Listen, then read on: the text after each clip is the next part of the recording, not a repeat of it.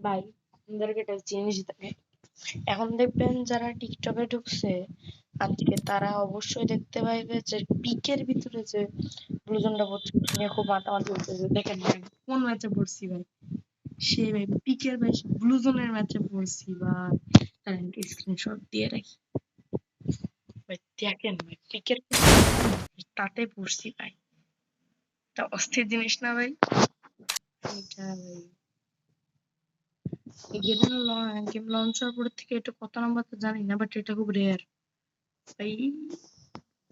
এর মধ্যে দুইটা পড়ছে একটা হচ্ছে স্কোয়াডের একটা পড়ছে আর একটা সোলো ম্যাচে পড়ছে এটা একটা বাগ করে বাট আমি এটা করেছি তো সবার